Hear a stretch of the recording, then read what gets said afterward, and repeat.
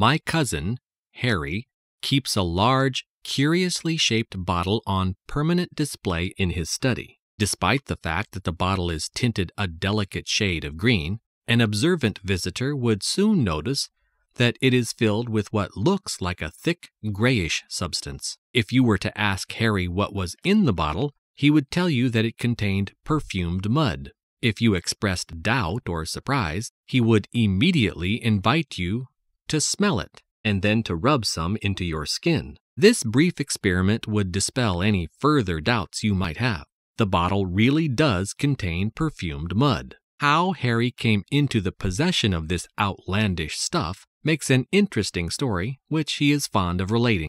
Furthermore, the acquisition of this bottle cured him of a bad habit he had been developing for years. Harry used to consider it a great joke to go into expensive cosmetic shops and make outrageous requests for goods that do not exist. He would invent fanciful names on the spot.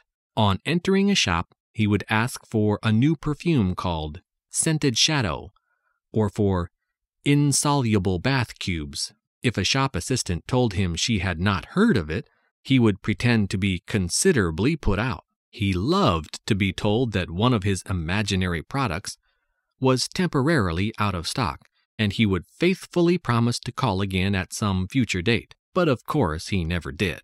How Harry managed to keep a straight face during these performances is quite beyond me. Harry does not need to be prompted to explain how he bought his precious bottle of mud.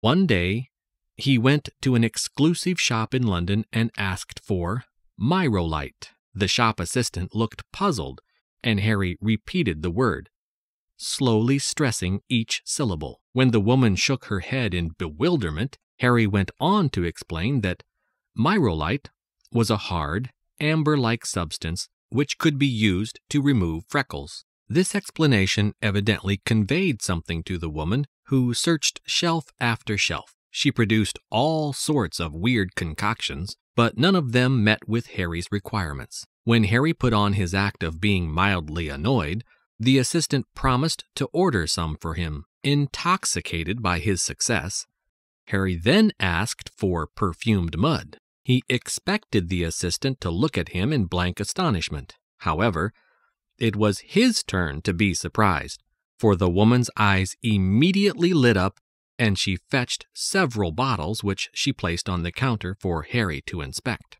For once, Harry had to admit defeat. He picked up what seemed to be the smallest bottle and discreetly asked the price. He was glad to get away with a mere £20, and he beat a hasty retreat, clutching the precious bottle under his arm.